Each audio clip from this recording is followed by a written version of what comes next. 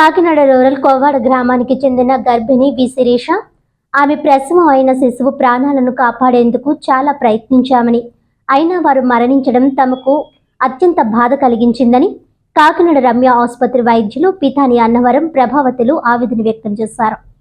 గర్భిణికి వైద్యం చేయడంలో తమ లోపం ఏమీ లేదని వైద్యులంతా చివరి వరకు ప్రయత్నం చేశారని అయినా అది సాకారం కాలేదంటూ వారు ఆవేదన వ్యక్తం చేశారు. శనివారం స్థానిక గాంధీనగర్ లో ఉన్న రమ్య ఆసుపత్రిలో వైద్యులు అన్నవరం ప్రభావతులు తన ఆసుపత్రిలో వైద్యం నిమిత్తం చేరిన గర్భిణి శిశువు మృతి చెందడం పట్ల వారు వివరణ ఇచ్చారు. కాకినాడ రూరల్ కోవాడ గ్రామానికి చెందిన వి శిరీష ప్రసవ నిమిత్తం గురువారం ఉదయం ఆసుపత్రిలో చేరిందన్నారు. ఆమెకు అన్ని వైద్య పరీక్షలు నిర్వహించగా సాయంత్రం నొప్పులు రావడంతో ప్రసూతి గదిలోకి తీసుకువెళ్లామని అన్నారు. మరో 15 నిమిషాల్లో ప్రసవం అయిపోతుందనగా ఆమెకు అధిక రక్త ప్రసరణ, గుండె పనితీరు తగ్గిపోవడం, కాలేయ వంటి సమస్యలు ఒక్కసారిగా రావడంతో ఆమె అపస్మారక స్థితిలోకి వెళ్లిపోయారని అన్నారు. గర్భిణిని శిశువును కాపాడాలని ఎంత ప్రయత్నించినా ఫలితం దక్కకపోవడం దురదృష్టకరమని అన్నారు. ఆమెకు వైద్యం అందించడంలో ఎటువంటి నిర్లక్ష్యం లేదని, అంతా క్షణాల్లోనే జరిగిపోయిందని, నేరం తమపై మోపవద్దని, ఇందులో తమ తప్పేమీ లేదంటూ వారు వేడుకున్నారు. తాము చాలా ఆసుపత్రుల కంటే అతి తక్కువ ధరకే వైద్యం అందించి ఒక ఆశయం కోసం లాభాపేక్ష లేకుండా సదుద్దేశ్యంతో ఈ ఆసుపత్రిని నిర్వహిస్తున్నట్లు వైద్యులు అన్నవరం ప్రభావతులు చెప్పారు. పేషెంట్ వి శిరీష అని, అంటే తను ఇది సెకండ్ ప్రెగ్నెన్సీ అండి. ఫస్ట్ టైం నార్మల్ డెలివరీ అయింది. తర్వాత ఇది సెకండ్ ప్రెగ్నెన్సీలో అంటే తను 37 వీక్స్ అప్పుడు ఇక్కడికి వచ్చారనమాట. సో తను యాక్చువల్గా ఎగ్జామినేషన్లో అంటే ఫస్ట్ నార్మల్ డెలివరీ అయింది, సెకండ్ ఇది ఏఎన్సీస్ బయట చెకప్స్ చేయించుకున్నారు. అంటే 37 వీక్స్ అప్పుడు ఇక్కడికి వచ్చారు. అంటే మైల్డ్ డయాబెటీస్ అట్లా, అంటే జస్ట్ మెట్ఫార్మిన్ మీద ఉన్నారనమాట. సో అలాగే డయాబెటీస్ ఉంది కదా అని నేను అంటే ఎండోక్రైనాలజిస్ట్ దగ్గరికి పంపించాను. అదే గైడ్ హాస్పిటల్ మాధవస్ పంపిస్తే ఇది చాలా మైల్డ్గా ఉంది, జస్ట్ ఓన్లీ మెట్ఫార్మిన్ టాబ్లెటే కంటిన్యూ చేద్దామన్నారు. ఇంకా వేరే రిస్క్ ఫ్యాక్టర్స్ అయితే ఏం లేవు. అంటే ప్రెగ్నెన్సీ ఫస్ట్ ట్రైమిస్టర్ అంతా నార్మల్గా ఉంది, సెకండ్ ట్రైమిస్టర్ అంతా నార్మల్గా ఉంది, బీపీ కానీ అట్లా ఏం లేదనమాట. అదర్వైజ్ అంటే క్లినికల్గా అంతా కూడా బాగానే ఉందండి. తనకి expected date of delivery 27th అట్లా, ఈ మంత్ 27th. కానీ మొన్న 20th అంటే తను లేబర్ పెయిన్స్తో అంటే 8:15కి అట్లా అడ్మిట్ అయ్యారు. సో పరీక్ష చేసినప్పుడు చూస్తే అంటే పెయిన్స్ బాగా యాక్టివ్గా వస్తుంది, అంటే జస్ట్ 2 సెంటీమీటర్స్ అట్లా డైలటేషన్ ఉంది, బాగా ప్రోగ్రెస్ అవుతుంది. సో ఫస్ట్ అడ్మిట్ అవ్వగానే వెంటనే షుగర్ టెస్ట్ అది చేసాము. షుగర్ 105 అట్లా 105 అట్లా ఉందండి. హెచ్బి కూడా అంటే 12.7. అంటే ప్రతి పేషెంట్కి at the time of delivery, అదే డెలివరీకి వచ్చినప్పుడు మళ్ళీ రిపీట్ చేస్తాము, హిమోగ్లోబిన్ టెస్ట్ అది రిపీట్ చేస్తాము. సో అలాగే సిస్టర్ కూడా అంటే మామూలుగా రికార్డింగ్స్లో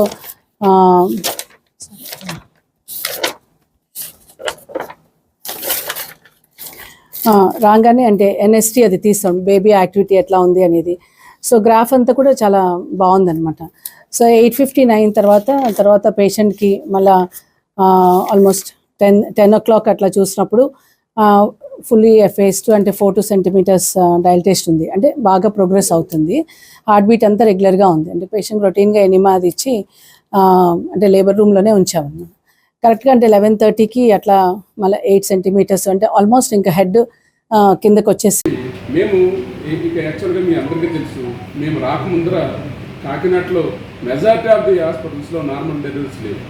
మేము వచ్చిన తర్వాత నార్మల్ డెలివరీ అనే ప్రాసెస్ని మేము ఎస్టాబ్లిష్ చేయడం జరిగింది. సో ఇలాంటి నార్మల్ డెలివరీ అప్పుడు కష్టం ఎక్కువ ఉంటుంది, దాని నుంచి వచ్చే రెమ్యునరేషన్ ఏదైతే ఉంటుందో అది చాలా తక్కువ ఉంటుంది. దాన్ని నేను సమాంతరం చేయడానికి అని చెప్పేసి నేను ప్రాన్ కల్చర్ అని, అదేవిధంగా విజయవాడ ప్లాట్లు కట్టడం అని, దాని నుంచి అదేవిధంగా వైజాగ్లో స్థలాలు కొని అమ్మటం అని, ఇట్లాంటి వాటి నుంచి అంటే హాస్పిటల్ నుంచి రెవెన్యూ సరిగ్గా రావట్లేదు కాబట్టి మా ఆశయాన్ని బతికించాలి కాబట్టి నేను మళ్ళీ వేరే ఎక్స్ట్రా సోర్సెస్ ఆఫ్ ఇన్కమ్ని నేను జనరేట్ చేసి ఇక్కడ హాస్పిటల్లో పెట్టి మేము మా ఆశయాన్ని 20 సంవత్సరాల నుంచి కూడా బతికించుకుంటూ వస్తూ ఉన్నాం.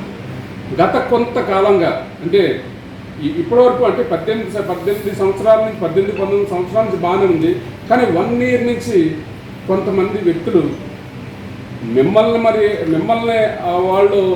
వాళ్ళ ఆధీనంలో తీసుకురా, లేదంటే ఏం జరుగుతుందో తెలియదు, కానీ మా మీద బురదలు జల్లుతూ వస్తే పరిస్థితులు మేము ప్లస్ మీరు చూస్తూ ఉన్నారు. దానిలో భాగంగానే మరి మొన్న లేని గర్భిణి మేము ఉందని చెప్పేసి ఒక ఒక ఒక ఇన్సిడెంట్ని మా మీద రుద్దడం జరిగింది. యాక్చువల్గా మీ అందరికీ తెలుసు, మేడం గారు ఆమెని 3 నెలల గర్భిణి ఉందని చెప్పి వచ్చినప్పుడు ఆమెకి అన్ని టెస్టులు చేశారు, స్కానింగ్ చేశారు.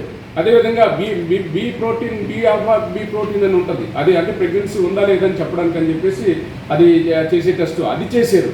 అన్నీ చేసి అమ్మ నీకు గర్భిణీ కాదు, నీకు గర్భిణీ కోసం నువ్వు మందులు వాడు, నీకు వచ్చే ఛాన్సెస్ ఉన్నాయి అని చెప్పేసి ఆమెకి క్లియర్ కట్గా చెప్పి తర్వాత ఆమెకి మందులు రాసి పంపించడం జరిగింది. తర్వాత కాలంలో ఆమె మరి అంటే వాళ్ళ అత్తగారి కుటుంబం వల్ల ప్రెజరా, లేదంటే కనుక ఎవరైనా మిడిల్ పీపుల్ ఆమెను ఇన్వాల్వ్ అయ్యి ఆమెని ఫోర్స్ చేశారో తెలియదు. కానీ 9 నెలల వరకు కూడా 9 నెలల వరకు మన దగ్గరికి రావటం, మన మేడం గారు కనిపించకుండా వేరే గైనకాలజిస్టుల దగ్గరికి వెళ్ళి వాళ్ళతో ముందర చెప్పేది, హిస్టరీ అంతా చెప్పేది. సరే క్లినికల్ ఎగ్జామ్ చేద్దామన్నప్పటికీ ఆమె మాయమైపోయింది. ఎందుకంటే ఆమె ఎప్పుడు ఎలా ప్రవర్తించాలో ఆమె తెలుసు డాక్టర్ దగ్గర. సో క్లినికల్ ఎగ్జామ్ చేసినప్పటికీ మాయమైపోయింది. తర్వాత వచ్చి మందులు రాసుకుని వెళ్ళేది. ఆ మందుల ఖరీదు 50 రూపాయలు. సో మీరందరూ కలిపి మా మీద మోపిన అభియోగం ఏంటంటే వీళ్ళ డబ్బుల కోసం లేని గర్భిణి ఉందని చెప్పేసి పెద్ద ఛానల్లో కూడా మరి ప్రచారం చేయడం జరిగింది. మీ అందరికీ తెలుసు, అంటే మన జిల్లా వాస్తవ్యులు కాకుండా బయట అయితే నమ్ముతారు, కానీ మీరు నమ్మరు. మీకు అందరికీ తెలుసు అది ఫాల్స్ అని. కానీ కొంతమంది వ్యక్తులు మరి వాళ్ళ స్వలాభం కోసం మరి మా మీద రుద్దడం జరిగింది.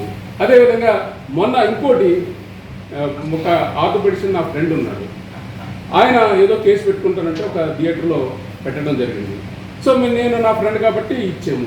ఆయన ముందరే చెప్పాడంట, ఆమెమో 70 సంవత్సరాలు లేట్ తీయటం అవ్వదు, అలా ఉంచేసుకోమ్మా, దానివల్ల నీకు ఇబ్బంది ఏంటంటే ఆమె అలా కాదండి నాకు చేయాలి మీరని చెప్పేసి ఆయన ఫోర్స్ చేయటం, ఇదంతా మాకు తెలియదు. థియేటర్ అమ్మన్నాడు ఇచ్చారు, అంటే అది మళ్ళీ మా మీద రుద్దేయటం. ఇదిగో హాస్పిటల్లో మీ వల్ల ఒక పేషెంట్ ఇబ్బంది అయింది. అలా రాత్రి మొన్నటికి మామూలుగా మేమందరం ఉన్నాం అక్కడ. దాన్ని యామినేట్ ఫ్లూయిడ్ ఎంబాలిజం అంటారు. అది మళ్ళీ మేడం గారు వచ్చి చెప్తారు. నేను మామూలుగా మీకు ముందర చెప్పాలని ఉద్దేశంతో చెప్తాను. ఆమె second delivery, first delivery normal delivery, second డెలివరీకి 10 రోజుల క్రితమే మన దగ్గరికి వచ్చి ఉంచుకొని వచ్చారు. 10 రోజుల తర్వాత మళ్ళీ మన హాస్పిటల్కి వచ్చి డెలివరీ కోసం జాయిన్ అయ్యారు. ఉదయం జాయిన్ అయ్యారు, మేము డెలివరీ ప్రాసెస్ మొదలెట్టాము. ఇంకొక 5-10 నిమిషాల్లో డెలివరీ అయిపోతుంది అనగా సడన్గా ఈమె బ్రెత్లెస్ అవటం మొదలెట్టారు. బ్రెత్లెస్ అవ్వటం, కొలాప్స్ అయిపోవటం, బీపీ అంతా మొత్తం నాన్ రికార్డబుల్ అయిపోవడం, everything with in a span of 5 minutes ఉంది. వెంటనే మేమందరం ఉన్నాం, 3 అనస్థిస్టులు ఉన్నాం, 2 గైనకాలజిస్టులు ఉన్నారు, ఒక పీడియాట్రిస్ట్ ఉన్నారు. మేమందరం కలిపి థియేటర్ తీసుకెళ్ళి రిసెసిటేషన్ చేసి అట్లీస్ట్ బేబీనన్నా బతికించాలని చెప్పేసి మేము చేసిన ప్రయత్నంలో మరి మేము ఏమీ చేయలేదు. దాని మీద మళ్ళీ మేము మా ప్రాబ్లంల క్రియేట్ చేసి చూపిస్తూ ఉన్నారు. నేను సగర్వంగా చెప్తా ఉన్నాను. నేను నా వైఫ్ హాస్పిటల్ స్టార్ట్ చేసిన తర్వాత ఈ రోజు వరకు 1,00,000 మంది పిల్లల్ని మన హాస్పిటల్ నుంచి బయటపెట్టి ఏ ప్రైవేట్ హాస్పిటల్ కూడా ఇంత సంఖ్య లేదు. మీరు కనుక్కోండి, వీఆర్ హ్యావింగ్ ద ఎవిడెన్స్. 1,00,000 మందిని మేము సమాజంలోకి పంపించాము. వివిధ హోదాల్లో డిగ్రీ చదివిన వాళ్ళు ఉన్నారు, అదేవిధంగా ఇప్పుడు మళ్ళీ అప్పుడే పుట్టిన పిల్లలు కూడా ఉన్నారు. సో దీని చరిత్ర అంతా. సో ఇక్కడ అసలు ఏ విధమైన అన్యాయం కానీ ఏ విధమైన, ఎందుకంటే మేడం గారి గురించి మీకు తెలుసు, ఆమె ఓన్లీ హాస్పిటల్కే డెడికేటెడ్. ఉదయం వస్తారు, ఉదయం లెగుతారు, బైబిల్ చదువుకుంటారు 1 గంట, తర్వాత టిఫిన్ చేసి కిందకు వస్తారు.